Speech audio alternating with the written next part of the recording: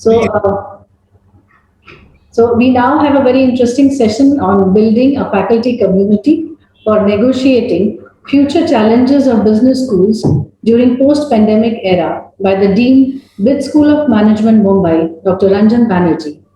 Brian Tracy, a motivational speaker and self-development author, reflects those people who develop the ability to continuously acquire new and better forms of knowledge that they can apply to their work and to their lives will be the movers and shakers in our society for the indefinite future.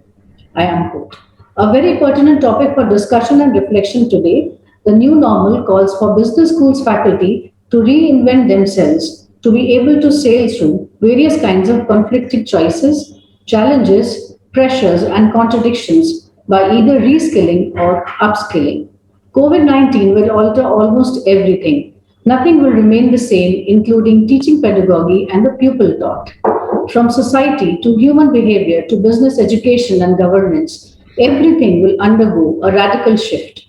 Understandably so, new kinds of curriculum will also bring new kind of pedagogies. The point of deliberation remains, are we making enough preparations for equipping our faculty, staff and students to enable them to face future challenges? To deftly handle such sensitive discussions, I take pleasure in calling upon the master of the craft, Dr. Ranjan Banerjee, Dean, BIT School of Management, Mumbai.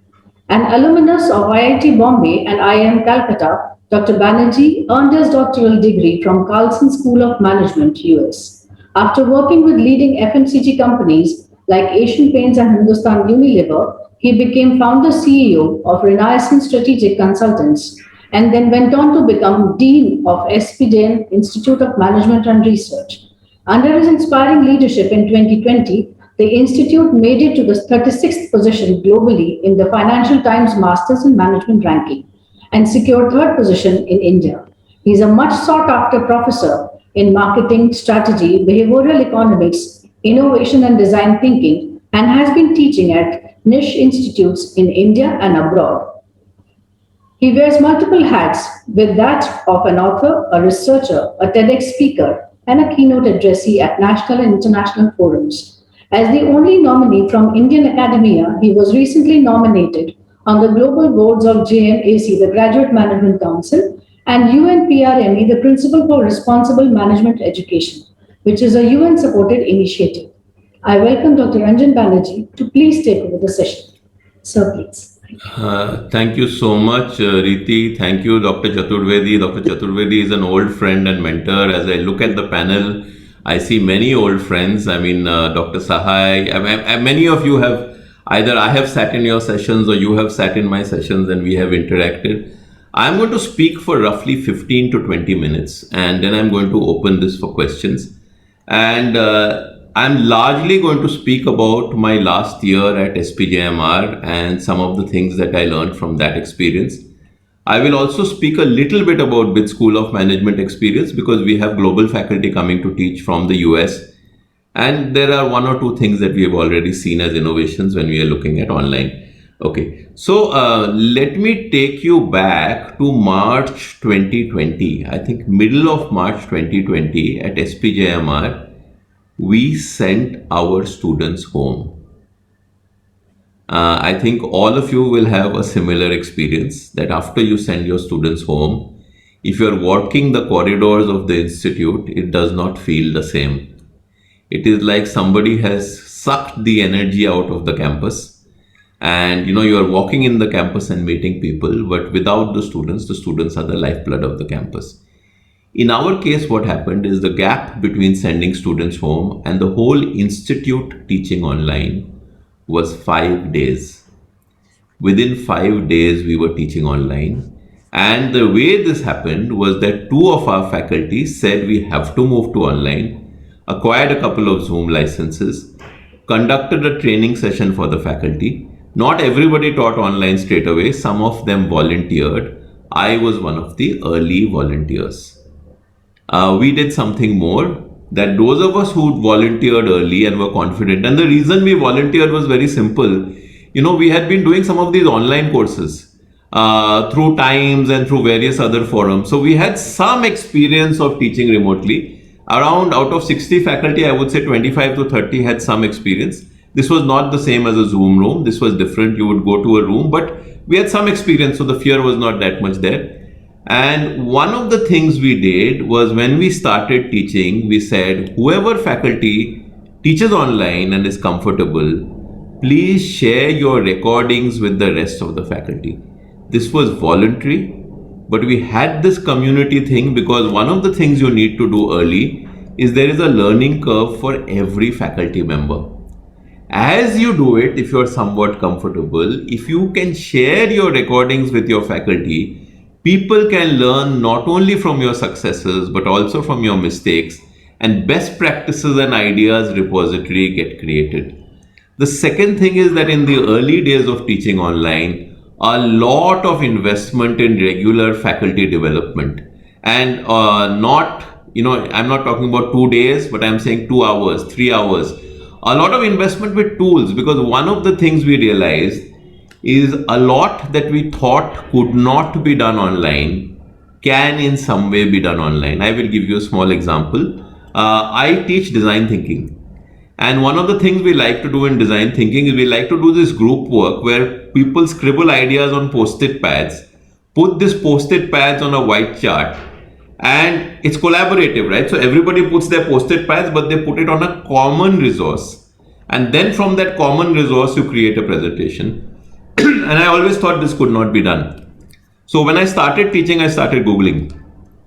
And I discovered that there was a school in Italy which had to move online in a week. And they had this tool called Padlet. And Padlet allows you that you put a link on WhatsApp. You don't have to download the software. Anybody with the link can use it. You can use it like post-it pads. And there's one difference, that in the online post-it pad, you can put images and you can put video. So then this Padlet, I took one faculty meeting session where I demonstrated the Padlet to the faculty. Many other people started doing it, and you slowly create a culture. That as people discover new tools, they start sharing these new tools. So creating a culture, and I think there are two pieces, okay?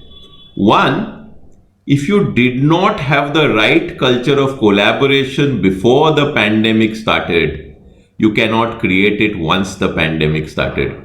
So the culture has to be in the institute. It cannot get created during the pandemic. The second is once you start the thing, without ego, faculty have to be willing to share. And that sharing of knowledge and creating those mechanisms for knowledge sharing is very important. At SPJMR, one of the great things which we had was that we still have. I have moved on, but this continues.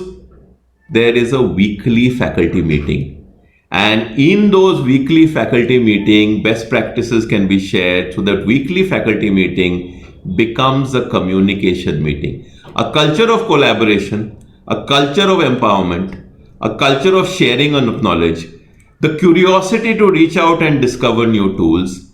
Now this is your first step. Now you are teaching online and some things start. Now, 1 month after you teach online, or 2 months after you teach online, there are 2 or 3 things you realize.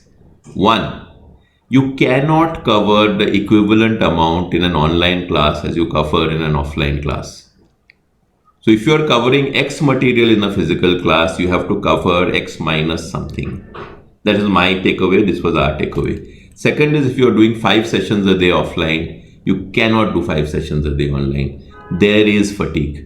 So, we actually went and we reduced the number of sessions, because you have to, in this environment, your students are also hurting. So you have to continually talk to your students and see what is it that you can learn from your students in terms of the way to do this. Okay, this is the second piece. The third piece, and this is a little more tricky. I am a firm believer that some of the best learning happens outside the classroom.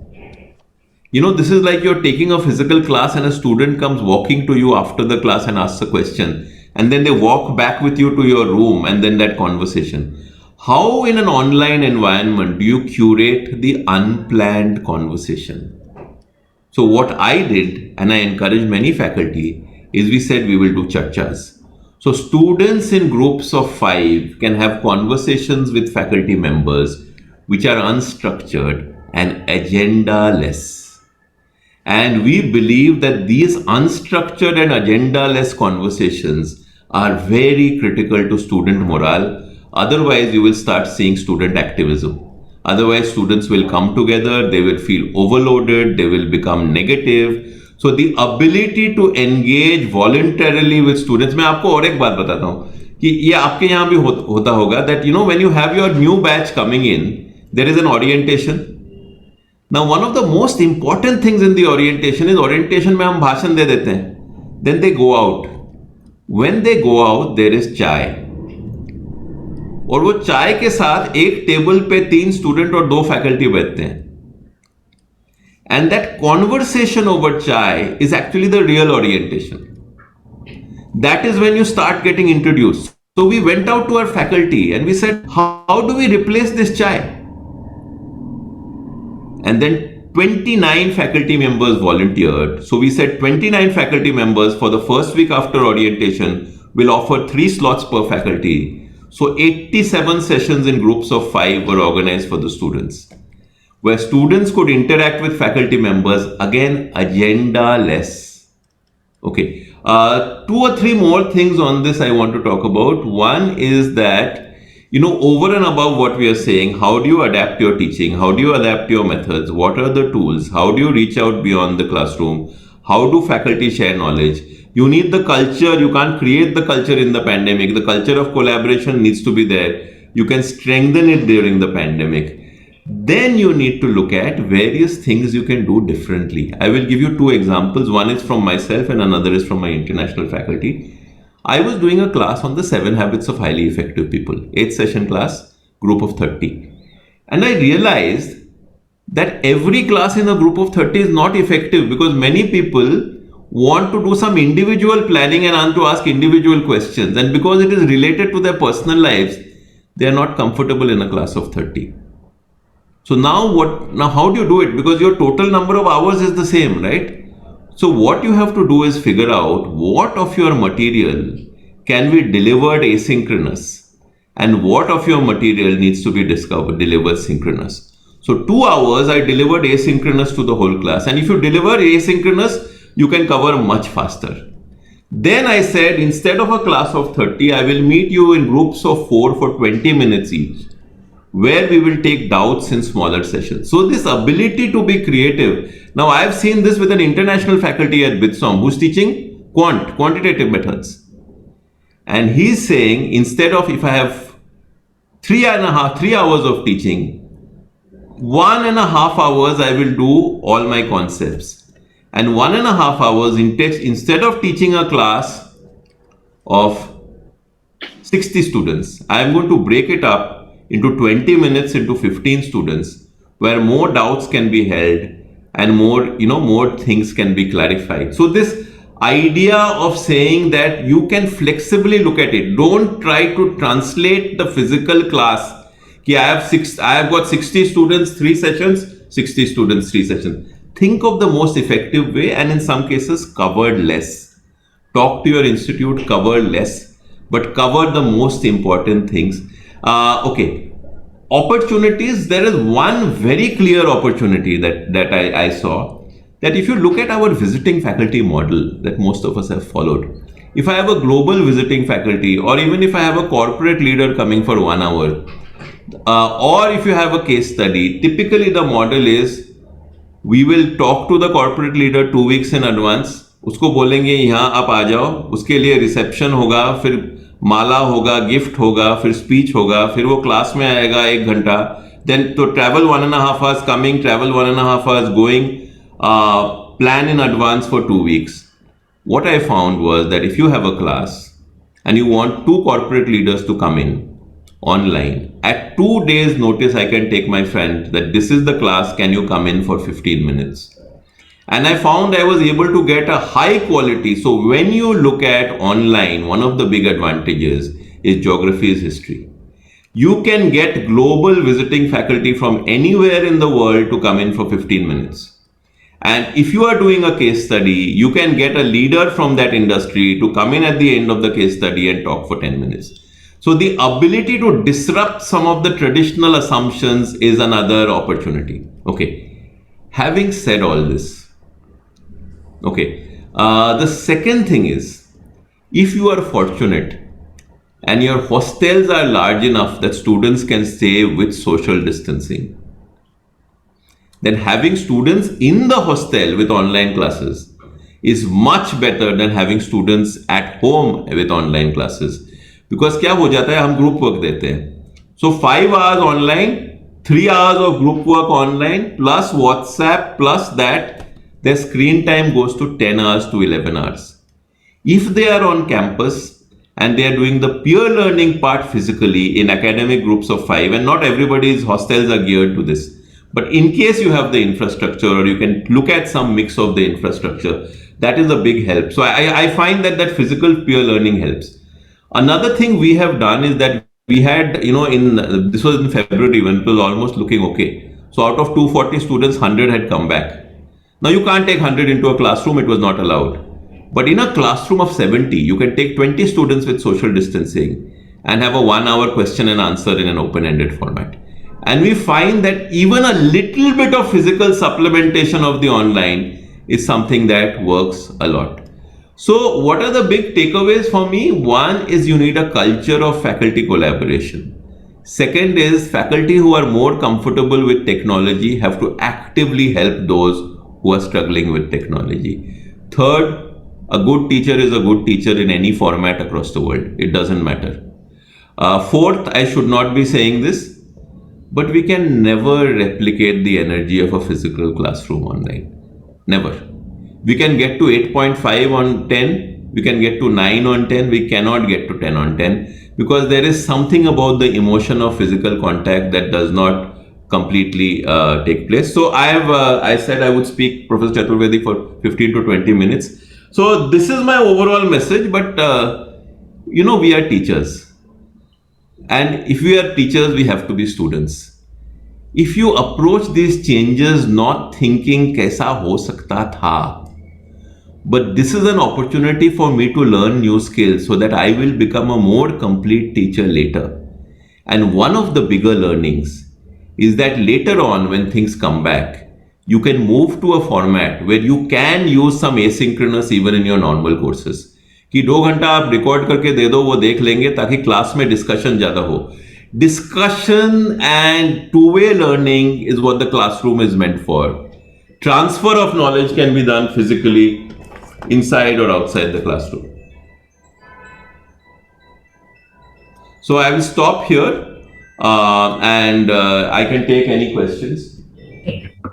Thank you, sir. So with your permission, can I take up the questions in the chat box? Yeah. So this is Sandra sir. He has a question. He says that my question is about structure. I read an article yesterday by Nirmala Kumar about block teaching at Bitsom for a more immersive experience. Is this a new structure for the MBA?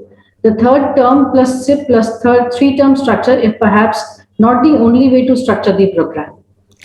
So there are advantages of block teaching. There are disadvantages of block teaching. Bitsom is going the ISB way. ISB also experimented with block teaching.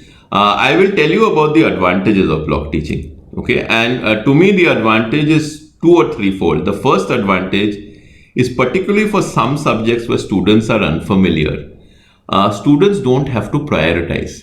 So for instance, if I'm struggling with statistics and I'm struggling with finance, but I'm comfortable with marketing, then what happens is one subject I end up compromising on. Here, because you are studying one subject at a time, you are able to give your attention to that subject, and that is clearly one. The second is a larger problem which is there across institutes today, that very often, because we are running 5 subjects together, we do not balance out the student workload in terms of assignments. So very often it will happen that the assignments for 5 subjects will come at the same time. And when that happens, students start playing games. They say, ये 2 project मैं काम करूँगा, ये 3 project तुम काम करो. Learning gets compromised. So the block teaching method gives the focus, but much more importantly at Bitsom, one of the things that I think is very good, we are teaching for only 4.5 hours a day. So the time for reflection, we are giving students half a day where they are not in any classroom. So that block teaching method allows you to do certain things in terms of focus. It is one of the methods. I think there are a lot of benefits. It is not the only way. There is also another way where you said, let's not do block teaching. But if you don't do block teaching, my only request would be figure out a way to balance workloads across the term so that the workload does not peak in 1 or 2 weeks, because then you are forcing students to game the system. वहां से ही आपका Turnitin से problem चालू होता है, वहां से ही आपका प्लेगियरिज्म का प्रॉब्लम चालू होता है, वहां से one person works on a group project, the other four sit, somebody else works on another group project. So we force them to kind of start managing the system because we don't design our workload. The second thing I would go as far as to say, and I think all management educators need to get together and discuss this question: how many hours does a student need to sleep? We have assumed that it is okay for students to sleep 3 hours or 4 hours or 5 hours. I don't think so. I think we are teaching them bad habits and these persist. So I think it is important for us to give some attention to the workload and the topic, right? So the next question is from Professor Sanjeev Shankar Dubey. He asks, how can we collaborate between institutions in online world? Is this an opportunity or threat to Indian institutions? No, so there are always opportunities and there are always threats. I think how can we collaborate? We need to first have conversation before we collaborate. So, I think one of the larger problems is that there are too many egos between academic institutions. Today, I am able to have very good collaboration with SPJMR, with Professor Chaturvedi, with Professor Janat Shah, with Rishikesh Krishnan. So where the heads of the institutes don't have the ego, and we realize that we are not competing. India does not have enough quality institutes. Every quality institute is adding to the pool. So we are not in competition. Primarily, we are in social service. So that mindset needs to be taken care of. And this mindset is coming from this whole ranking game. It is like saying that if I am ranked third, I will not collaborate with somebody ranked 28. I will collaborate abroad. So that whole idea of, we are in the business of serving students and creating leaders for society. And if we have that larger goal, then that is the right mindset. But I think if the first step is faculty talking to each other, and one of the most glaring manifestations, look at the number of single author papers coming out of India and look at the number of single author papers coming out of the US. How much research is truly cross-institute that is happening? And that is something we need to enable. For instance, are we enabling our doctoral students to talk to each other? If you do that, then you will get a larger pattern that is coming. It is getting better. It's nowhere near where you ought to be. So, would you like to speak some more about the disadvantages of block teaching, as Sangra sir wants to? So, I can talk to you about it 6 months down the line, but essentially, even in BITSOM, we are doing 2 courses at a time. So there is a core course and there is a course called Winning at the Workplace. The student needs some variety. That is one. Secondly, if you practice block teaching, somebody needs to come along and integrate the curriculum once in 2 months or 3 months. So in BITSOM, I am going to play that role of a Sutradhar, where I will say, you have learned statistics, you have learned this, आपको leader बनना है. Statistics क्यों सीखना है? Finance क्यों सीखना है? ये क्यों सीखना है? Where does it fit? So the ability to make people see this larger picture, I think, is one of the things that we will talk about. But any system will have advantages or disadvantages. The key, I think, is to look at it from the point of view of the student, make it student-centric. But block teaching is a tested model in that sense. The problem in block teaching is that you don't get the breadth, right? You're not getting the breadth at one point in time. You don't get as much variety at one point in time. But you can work around it. You can work around it with integration. You can work around it. For instance, the teaching assistants are there throughout the year so that you can revise. A faculty, the idea of a prerequisite. If, for instance, statistics is a prerequisite for decision making, the decision making faculty should know what has been taught in statistics. So that continuity piece is also important. That is another issue in India. I often feel that even within core courses, faculty A does not know what faculty B has taught before him or her. So sometimes there is recap, and there is another thing which is something you should really avoid culturally, which is a say first faculty comes and says वो second faculty ने जो आपको सिखाया बराबर नहीं पढ़ाया तो मैं वो फिर से पढ़ाता हूँ. And I think that is a very, very bad cultural signal to have in any institution. Riti, Okay. Riti, would you So, please allow me to speak, sir? sir, please. Right, sir. Good afternoon, sir. My name is Abhijit Chaturaj, and I'm Dean Student Welfare and Support System at BEMTech. I'd like to contribute something about our hostel facilities. We manage about 800 rooms spread over two distinct hostels that we have. One in the campus, and another is about 2 kilometers away from it. And during this COVID period, we created wonderful COVID center at the campus with about 64 rooms. And we not only supported the student community, but the staff members and faculty members, also the alumni in and around. In fact, we served food and other things to people living as distant as Noida, and we did wonderfully well to serve the community that we have here, the students, the faculty members, others. And we have some students in the hostels, and we are managing them. And this is something I thought I'll contribute. So Dr. Abhijit, I think that is a great input, and I think it is the leadership of people like Dr. Chaturvedi and yourself that you have been able to do this. And this is a time for social consciousness, right? I think Right. one is not only helping the community, but even that logistics, right? How do you get the food served to your students in a safe way? Right. Also, very important, I think we will notice this, that our students are disciplined for 1 month. Right. By month two, they want to go out. Absolutely. So how do you engage? So one of the things I have found is, as a dean, I was doing open houses with students once a month, because that periodic venting is needed, because otherwise there is a very big danger. We really want our relationships with the students to be us. There is a big danger otherwise that it becomes us versus them. Right. And frequent communication and dealing with students in smaller groups, keeping those conversations going, having your pulse on the pressures that students are facing, all of these become very important. Conduct of examinations is one more very, very tricky thing, that if you're going to conduct online examinations with metal, how do you get students to try it out, how do you get them to accept it? So there are a lot of these things that we need to do. So there is a lot of, essentially, the adaptability of the business school gets tested.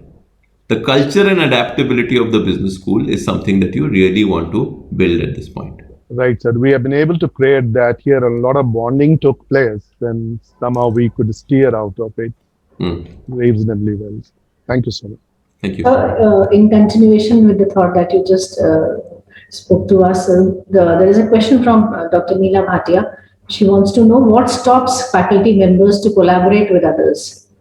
I should ask the group this question, but there are two, right? One is that every organization, academic or non-academic, creates its own silos and power structures.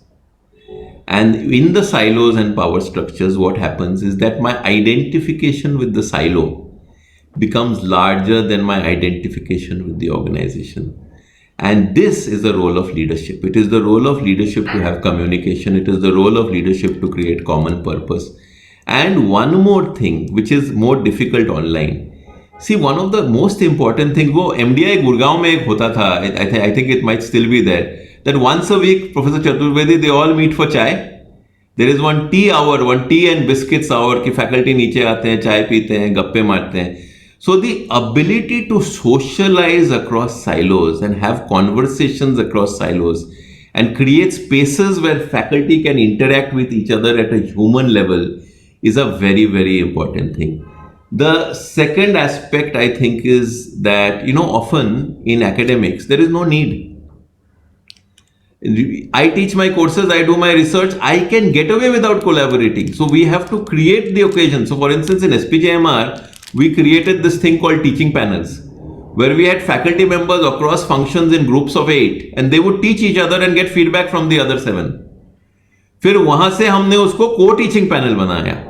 And co-teaching panel, the idea is 2 faculty from 2 different disciplines will find a common subject which will involve both their capabilities. Like we had a technology professor and a finance professor teaching a class on blockchain together. What we found is that when you create occasions where you force faculty to collaborate, एक तो वो दोस्ती बन जाता है by working together. Once you do that, beyond that research happens. आपको कुछ बोलना नहीं पड़ता है, आपको प्रेशर नहीं डालना पड़ता है. So how do you create mechanisms for faculty to interact with each other beyond the confines of their roles? Because unlike businesses, the roles in academia are really quite independent. मैं marketing का faculty हूं, मैं अपना research करता हूं, मैं faculty meeting attend करता हूं, मैं अपना क्लास पढ़ाता हूं. Why do I need to collaborate with anybody else?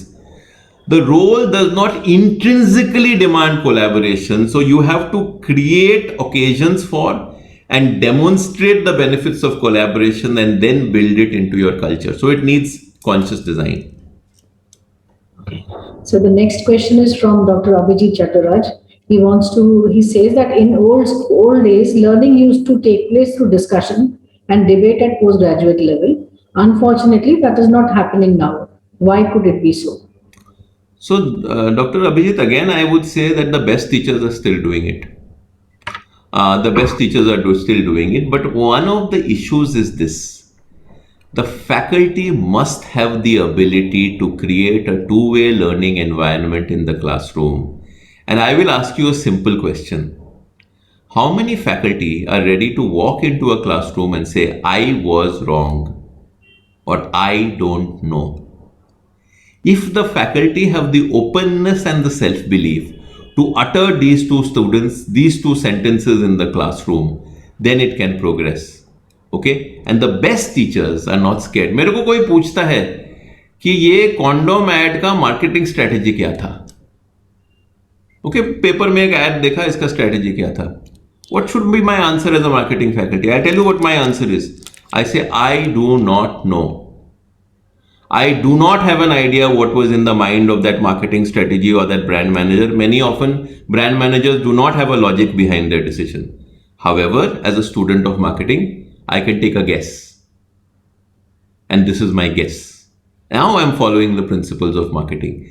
If the faculty has the humility to be vulnerable in the classroom and create an environment where any question can be asked, then the discussion and debate will happen. It is a problem of faculty having a hierarchical mindset. That to me is the root of the issue. We like the power.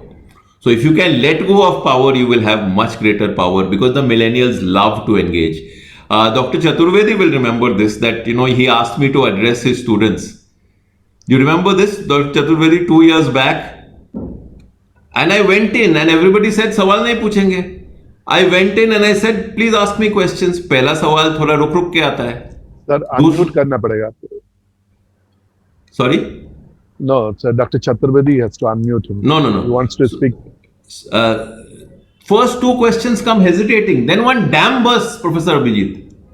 Yeah. Then they are asking questions. By the time I finish 1 hour, at least 1 more hour they would have asked if the time had not been finished. So once you open up and create the environment, it is always possible, number 1. Number 2, if you are not getting it, do it in smaller groups. Meet people in small Zoom and Google Hangouts, 6 people, invest the time outside the class. You must be willing. So one of the larger issues, as faculty, how willing are we to invest personal time on student relationships beyond the classroom? Right. Without that, it will not happen. So any more questions from anyone, if anybody would like to ask?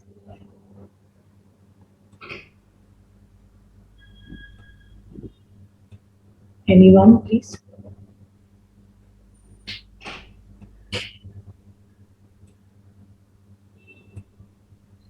Dr. Chaturvedi, you were saying something you want to contribute and then I can maybe comment on your comment. I would just like to say that within 20 minutes, you have covered so many issues which others would have taken hours together. And I think your whatever you have said, it is based on your own experience, and whatever you have done, you have spoken about it. And these are very valuable lessons for us also, because SP Jain has been a very progressive, dynamic B school, particularly during 5 years when you were at the helms of affairs. And the examples you have given are very fascinating for our institute, our faculty, and we shall continue to have conversations like this. We like this way of, because without giving any gyan, you are just touching the hearts of our people and my heart also. Thank you, Dr. Ranjan Banerjee. We are grateful to you.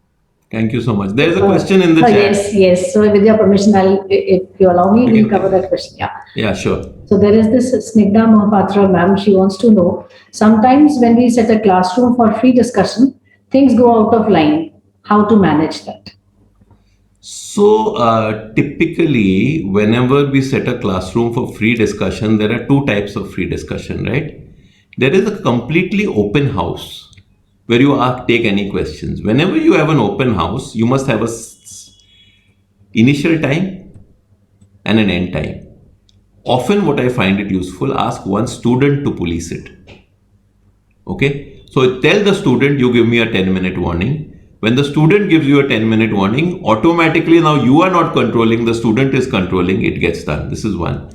Second is what I call interactive teaching. Interactive teaching is never a free discussion. It should look like a free discussion. What do I mean by that? I want some things to come out from the students. No, I plan my first question and I say, ये जवाब आएगा तो मैं क्या सवाल पूछूंगा, ये जवाब आएगा तो मैं क्या सवाल पूछूंगा, ये जवाब आएगा तो मैं क्या सवाल पूछूंगा. So typically questioning for time management has to be planned to the level of answer level 1, answer level 2, answer level 3. So I sit out and draw out a mind map of potential questions. Let us say I want to get segmentation out. And I say, can you describe a segment to me? For instance, one of the things I will do to teach segmentation is, okay, this is the classroom. I split this classroom into two halves, left half of the classroom and right half of the classroom. Is this a segment? They say no. Say why? अभी why में 3 जवाब आ सकते हैं, 4 जवाब आ सकते हैं. हर जवाब के लिए आपको फॉलो अप क्वेश्चन रेडी रखना है. So preparing your level of questioning up to 2 to 3 levels of planning is what will help you planning the time. So remember this, the more impromptu a session looks, the better it is planned. आज का session के पहले मैंने sequence में लिखा था कि मैं कहां चालू करूंगा, क्या कहानी बोलूंगा, वो कहानी के बाद क्या लिंकेज होगा, ये लिंकेज होगा. So this first 16 minutes was all programmed, not learned by heart, but I had points and linkages in sequence saying itna bol ke. So the more free flowing it looks, the better prepared it is. That is the answer. And if you do that, your time will be managed. The second thing is that if you're worried about something getting out of hand, better to let students exert the discipline than you exert the discipline yourself.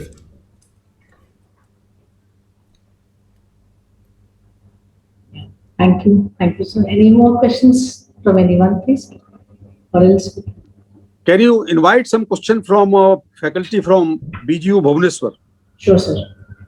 So can I have some questions from the BGU faculty, please? We had, Professor Nayak, would you like to share something? Of course, Snigdha asked the question. She was from BGU, Yes. But anyway, I think Dr. Banerjee has really given a lot of thoughts that all of us are taking it seriously.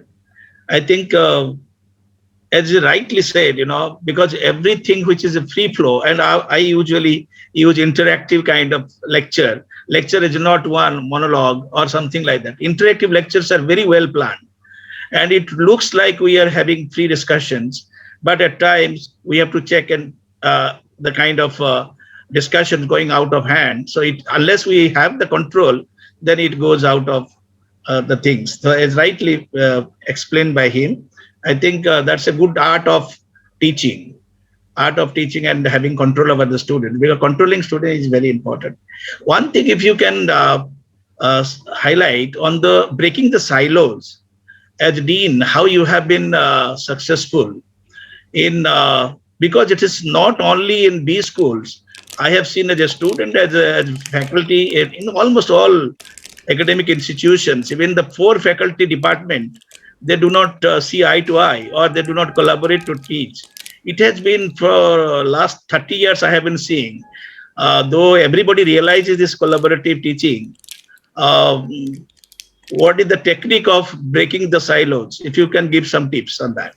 So, sir, there is a technique, but I think the larger point is that as the head of the institute, if you are not siloed, if you are not hierarchical, Yes. and then if the next set of faculty, pick your next round of leaders very carefully, if they demonstrate the behavior, then there will be a culture.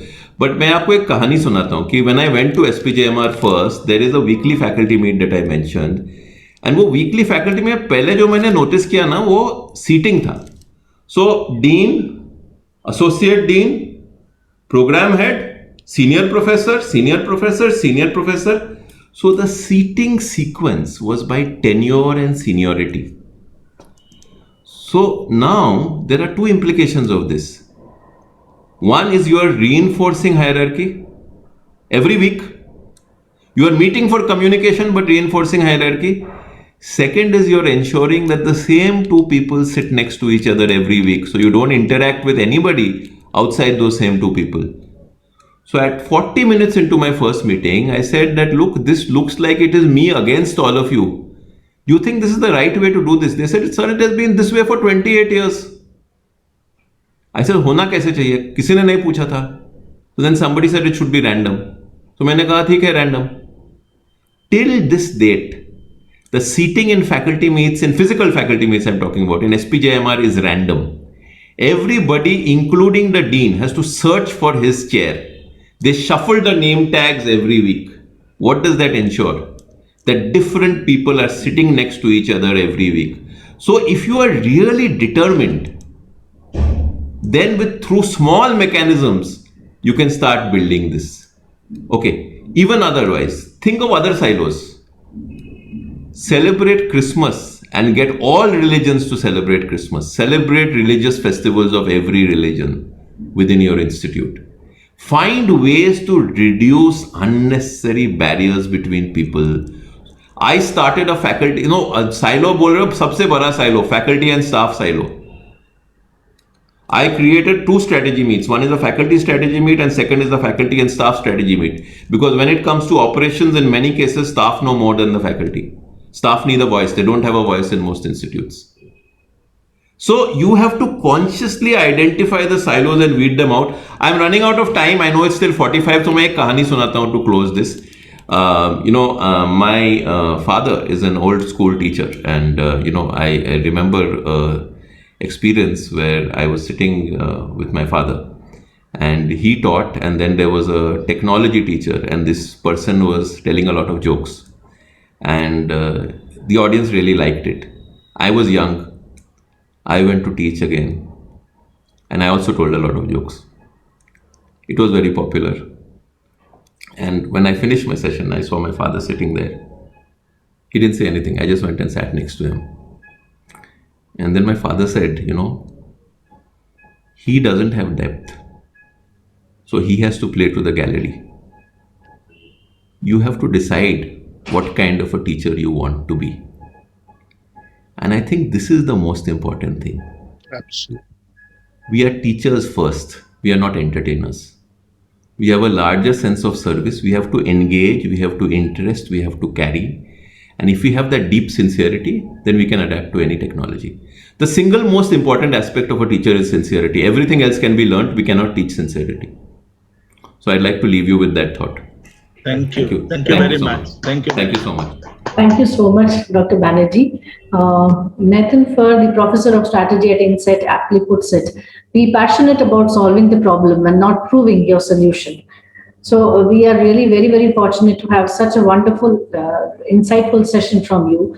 And there are a lot of points which we really took away from the session, including the culture of collaboration, empowerment, sharing of knowledge, finding tools and sharing them, reducing the number of hours as online teaching and learning leads to fatigue, how to curate the unplanned conversations, including charcha, the unstructured and agenda-less conversation, what material to be delivered asynchronous and what synchronous, opportunity, and discussing two-way learning as essential component. So thank you so much for your sparing your time with us, and we're really grateful. Thank you. Thank you, Thank sir. you. Thank you so much, Professor Thank you. Chaturvedi, the Thank you. BIMTech team, and I look forward to visiting your campus sometime in the next 2 years again. Thank you, Ranjanji. Thank you so much. Thank you. Our pleasure. Thanks.